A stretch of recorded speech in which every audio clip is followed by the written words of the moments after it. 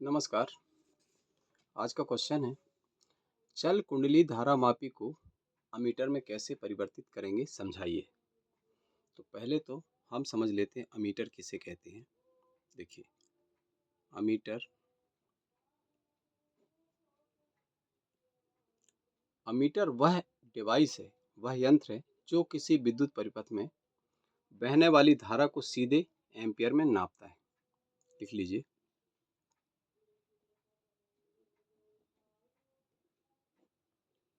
Ammeter वह यंत्र है, डिवाइस कह लीजिए, अमीटर वह यंत्र है जो किसी विद्युत परिपथ में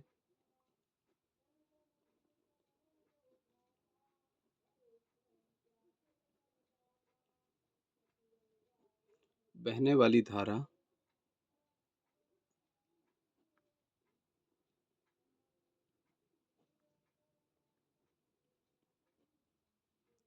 को सीधे एम्पियर में नापता है।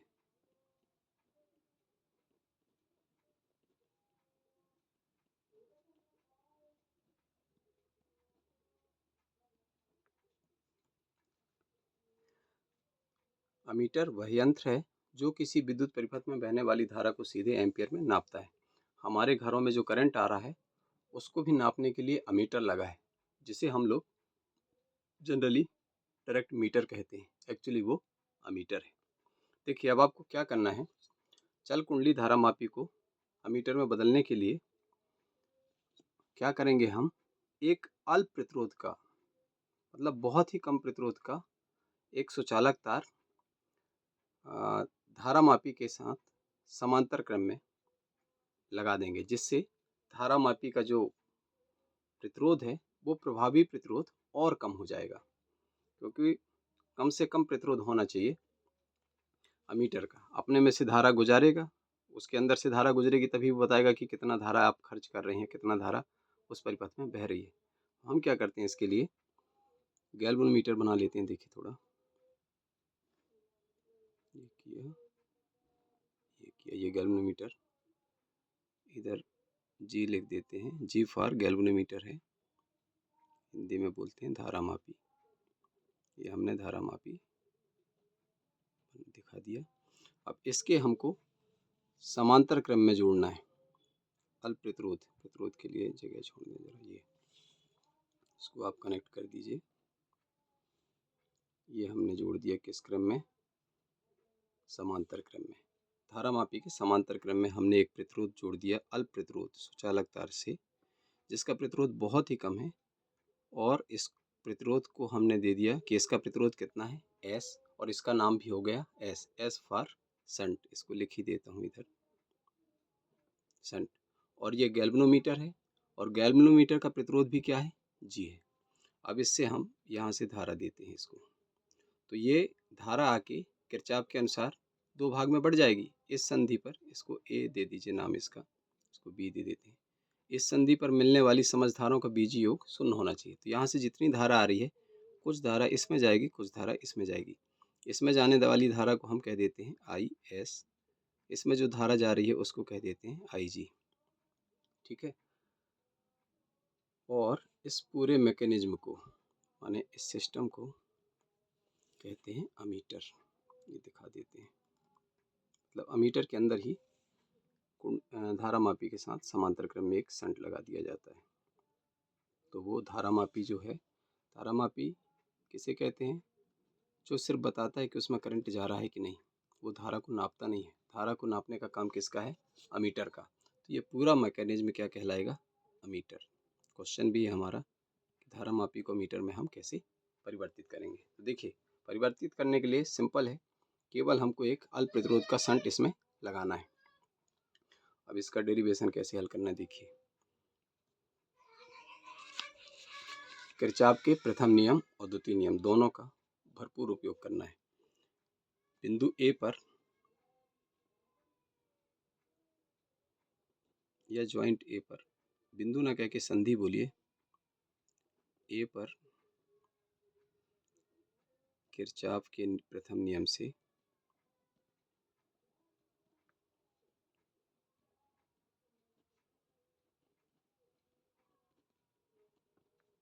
जितनी धारा आ रही है उतनी ही जाएगी ना।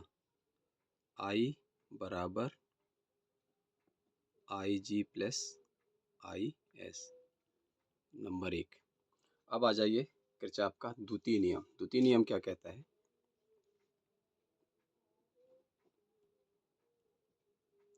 किरचॉफ के द्वितीय नियम से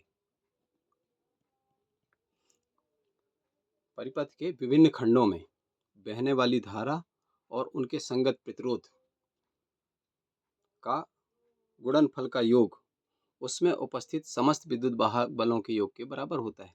तो ये परिपथ है हमारा, ये खंड देखिए, ए से ऐसे चल रहे हैं बी तक, फिर वापिस ए तक आ रहे हैं। ठीक है, तो ए से बी चलिए, कितनी धारा बह रही है? IS। इस प्रतिरोध से कितनी धारा गुजरेगी? IS धारा। तो धारा IS गुणित प्रतिरोध कितना है शंट का? S। अब बी पहुंच गए। अब बी से हम ऐसे जा रहे हैं और धारा की दिशा ऐसी है, धारा इस दिशा में प्रवाहित हो रही है ना, और ऐसे जा रहे हैं, मतलब ये धारा हमारी कैसे हम कंसीडर करेंगे इसको? ऋणात्मक IG। और इसके अंदर कैलोमीटर का प्रतिरोध कितना है G, जिसके अंदर से धारा जा रही है IG, बराबर इस इतने से पार्ट के अंदर, इतने से खंड के अंदर देखिए, इसमें कोई विद्युत वाहक बल उपस्थित है क्या? नहीं, 0। ये हो गया किरचॉफ का दूसरा नियम। विभिन्न खंडों में बहने वाली धारा, उनके संगत प्रतिरोधों का गुणनफल का योग उसमें उपस्थित समस्त विद्युत वाहक बलों के योग के बराबर होता है। तो ये कर लिख दिया हमने। ठीक है, अब इसको सिर्फ सॉल्व करना है। तो क्या करिएगा आप, IS इंटू S बराबर हो गया IG। ठीक है, अब IS की वैल्यू आप समीकरण 1 से निकाल लीजिए। इसको कोई नंबर 2 देते हैं। अब लिखते हैं हम समीकरण 1 से IS की वैल्यू क्या मिल जाएगी हमको? IS बराबर,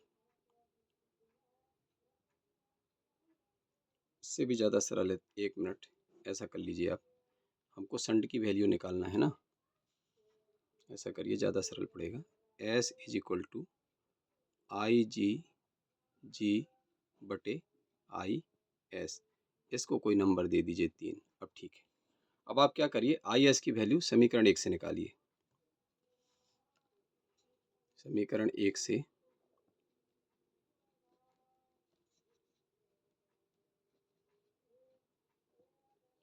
IS बराबर क्या हो जाएगा? देखिए देखिए समीकरण 1 में IS की वैल्यू चाहिए, तो I माइनस IG, ये IG का पक्षांतर कर देंगे, इस तरफ धन है, इस तरफ आके ऋण हो जाएगा। तो हमको मिल गया IS बराबर क्या मिला? I minus IG। अब का मान समीकरण 3 में रखने पर यहीं लिख देते हैं, क्लियर। तो S बराबर हो गया IG बटे I माइनस IG। ये आ गया हमारा अभिष्ट आंसर, समझ लीजिए, व्यंजक नहीं आंसर, अभिष्ट व्यंजक भी कह सकते हैं। मतलब ये बता रहा है कि शंट का प्रतिरोध क्या होना चाहिए, ये फार्मूला बता रहा है। ठीक है, ये आंसर ही है हमारा, थोड़ा समझाना बाकी है, वो लिख देते हैं। आता है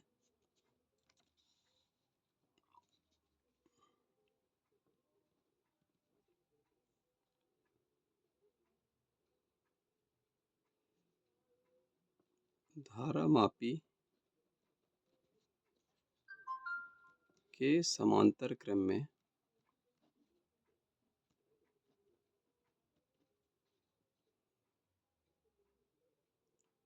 शंट S का प्रतिरोध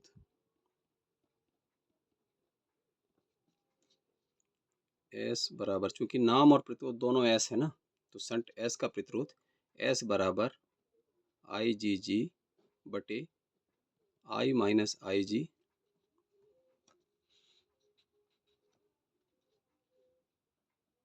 को लगाने पर या जोड़ने पर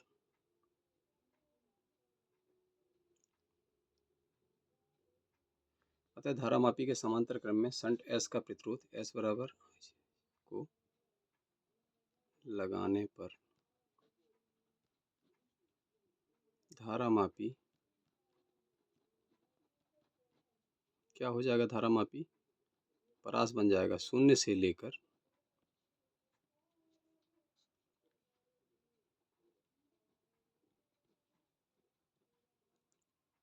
I तक के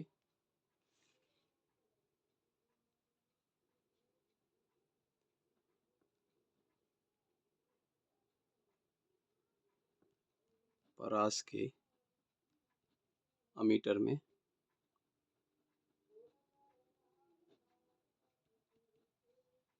परिवर्तित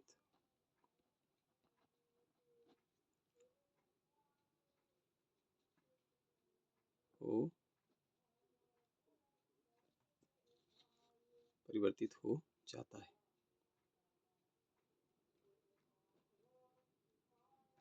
अतः धारामापी के समांतर क्रम में शंट S का प्रतिरोध S बराबर IgG बटे I माइनस IG को लगाने पर धारामापी शून्य से लेकर I परास